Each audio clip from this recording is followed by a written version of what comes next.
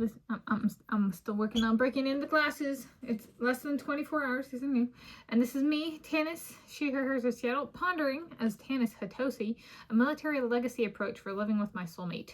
Today's Friday, 17 April 2026, and here I, Tanis, she, her, hers of Seattle, ponder about a military legacy approach active as applicable in curation, set up for living with my soulmate if my name were Tanis Hatosy. So this is Tanis Hatosy, where Hatosy comes from my soulmate, my Sean Hatosy. And this is one where we both have a value and a space for family military legacy and military legacy in general in our hearts. And there is, yeah, I just wanted to jump into it. There's the making sure that recent doesn't overpower the past. So let's say he and or I and or he were serving in the military. There's the importance with this one is, I would say, at the core for this particular stay-at-home wife or surname pairing is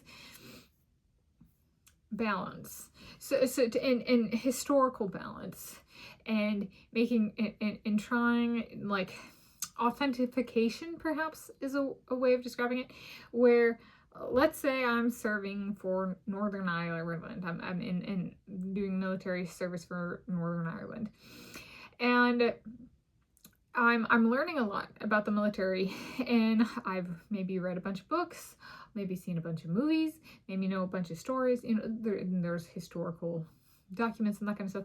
And because I'm in the military, and because of the kind of situations that I encounter in my accumulating life experience, lived experience of relevance of being in the military service, can start to kind of sift through these military legacy, as in like things that happened before us or before me and or him being in the military, and add meaning to it to be able to contextualize it for ourselves. That way, at the end of the day, so to speak, let's say we have a bunch of stuff and we want to kind of trim it down and kind of maybe make like a story, or in on the curation side of things, of like, this is kind of what we can understand.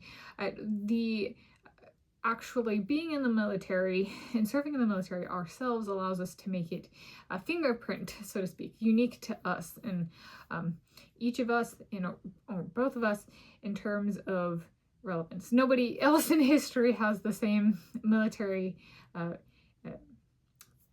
uniqueness as another individual, because they're different individuals.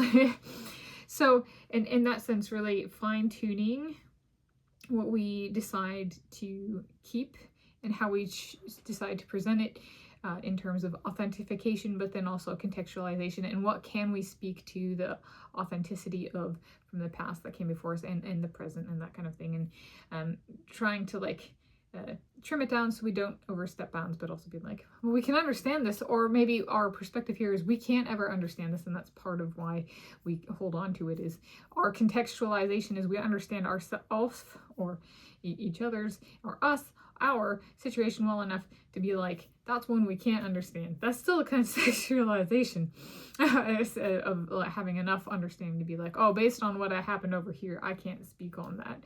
And so I am going to hold on to that because I can't speak as to like the authenticity of it or the meaning of this particular thing. But I am aware that this particular thing might have a different meaning.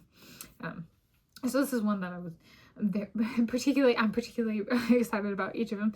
But this is one where it's like the addition of lived experience could make this a very fun and tedious and a very boring and Tanis good kind of way project.